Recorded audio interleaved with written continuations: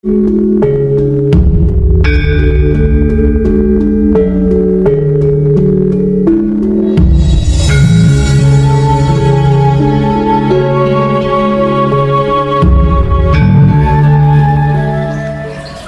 semua itu adalah ketika Nusantara ini ibaratnya itu dijadikan pusat dari dunia ini hanya sebuah titipan saja. Kebetulan kita berada di Nusantara.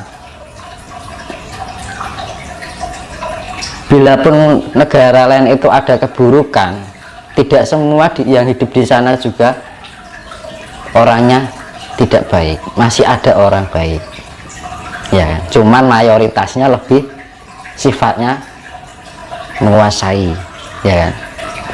Karena gini, tujuannya Nusantara untuk menjadi mercusuar dunia ini bukan untuk menguasai, kan gitu. Saya ulangi lagi, terwujudnya mercusuar dunia yang dipusatkan di Nusantara ini bukan untuk menguasai, tapi diberikan wewenang untuk menjadi pemimpin. Jadi memimpin. Karena apa?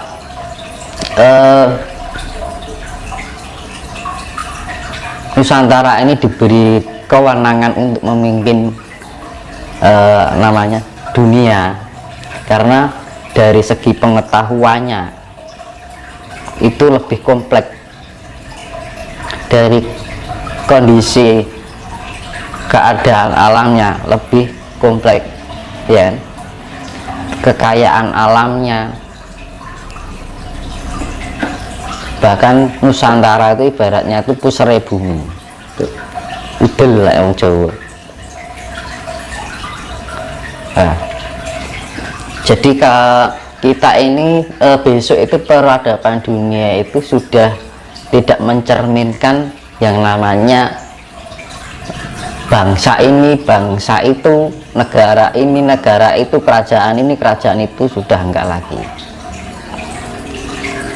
Karena zaman besok itu bukan lagi zaman perang.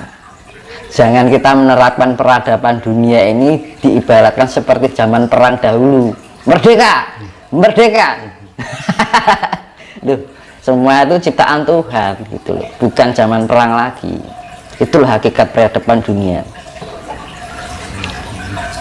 Kita bukan untuk antara menang dan kalah, tapi bagaimana dunia ini tercipta kesetaraan. Ya, namanya adil itu sifatnya kesetaraan. Jadi jenenge wong ibaratnya pemimpin, ya. Kan ibaratnya kan Nusantara ini akan menjadi pemimpin dari segala bangsa di dunia. Nah, modalnya jadi wong pemimpin itu apa? Satu, pengayom, ya kan, memberikan suatu keadilan,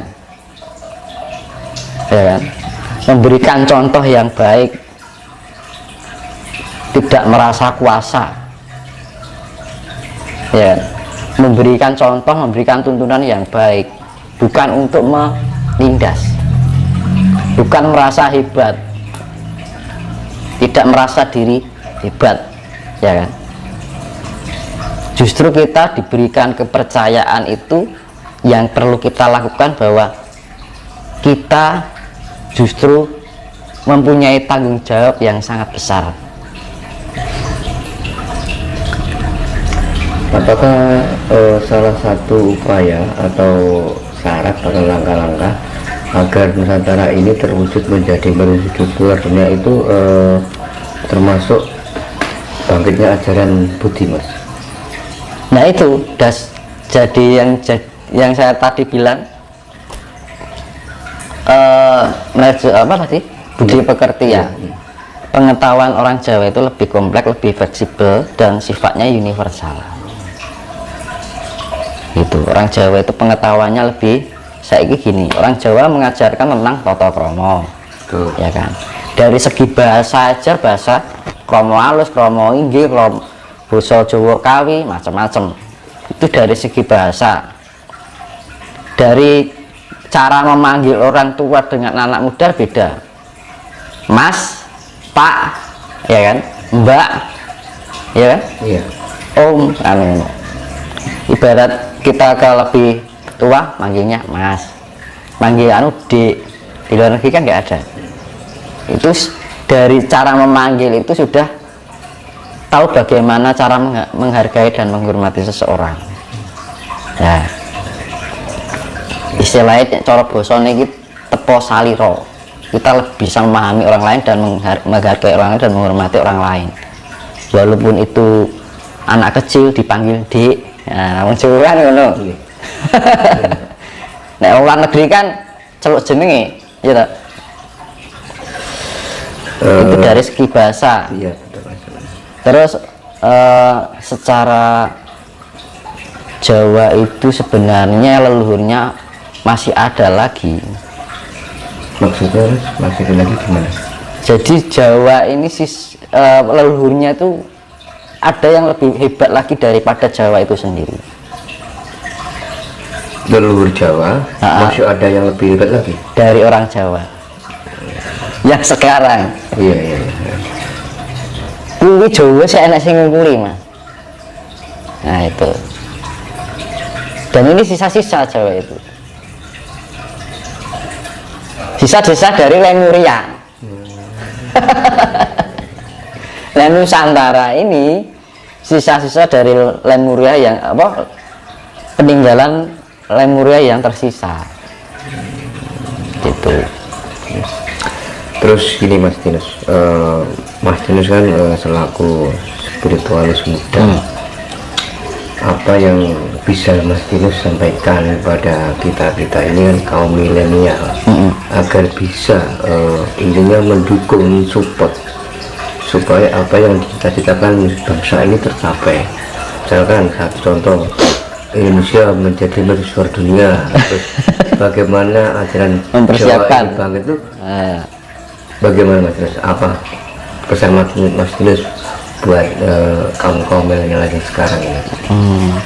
Jadi kita belajar dari leluhur kita juga ya. Leluhur itu juga penting, dari adat istiadatnya, budaya, dan digabungkan dengan pengetahuan-pengetahuan yang sekarang yang sifatnya ilmiah.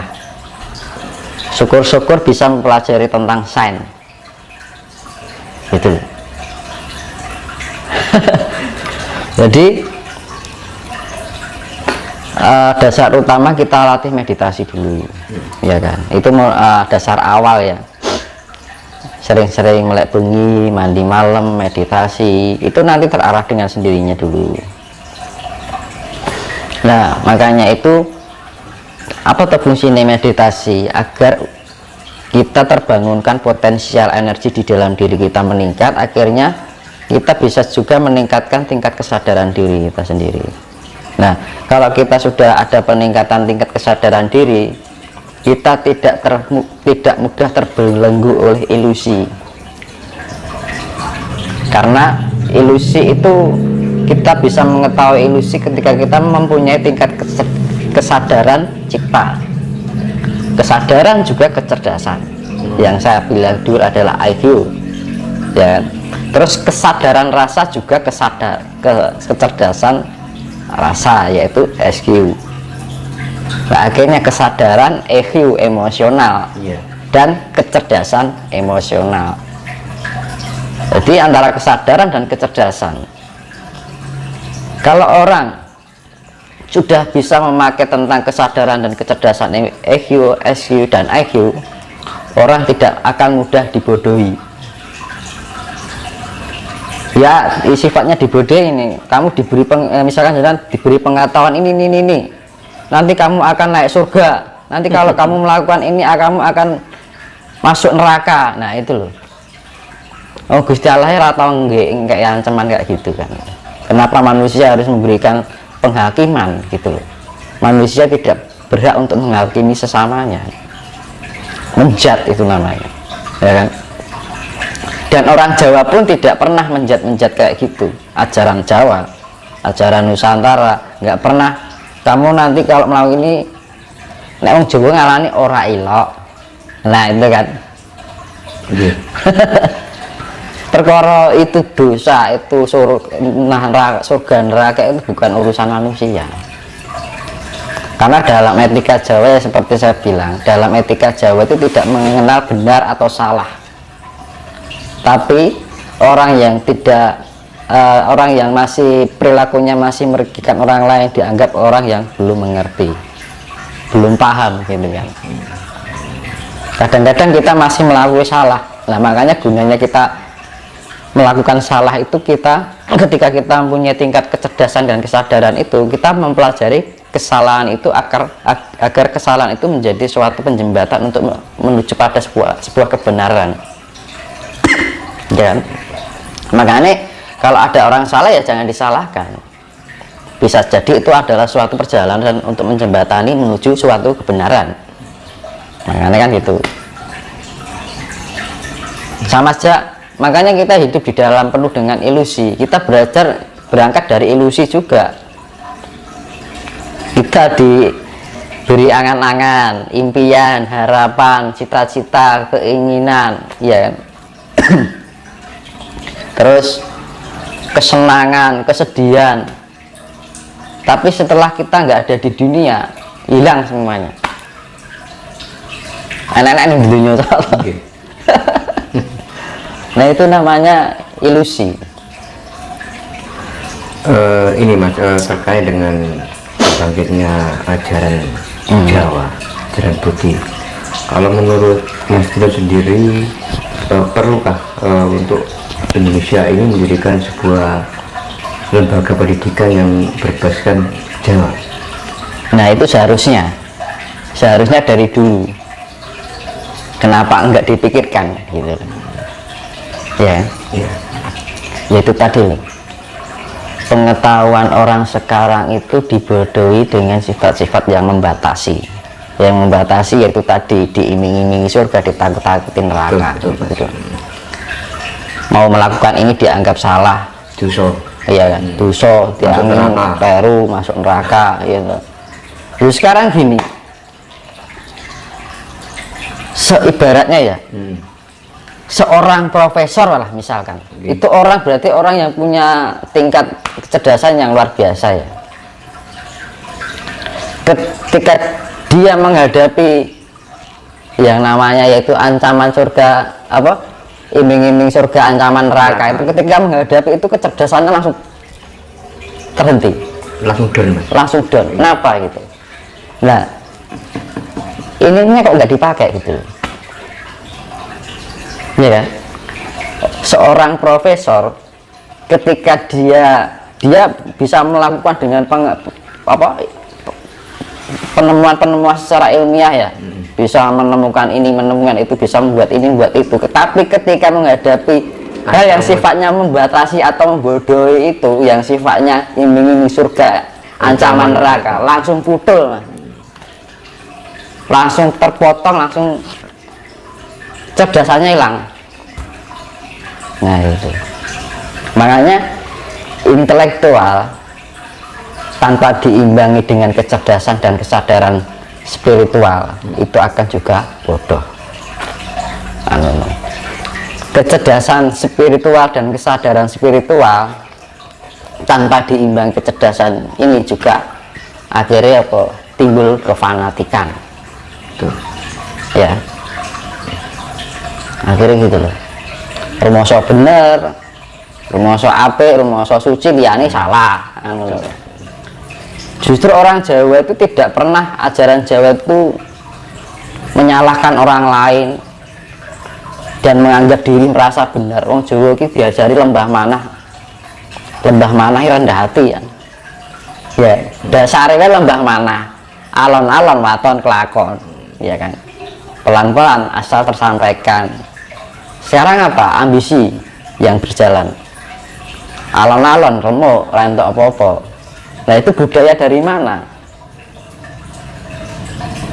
Jawa dari itu Jawane wis hilang. Ya. Seperti kasus kemarin Mas, orang Jawa dikatakan salah satu ustadz atau ulama, orang Jawa itu menyembah pohon.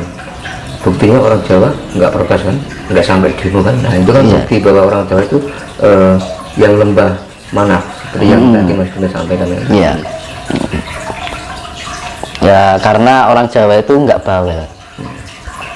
Kadang-kadang mengerti tapi diam.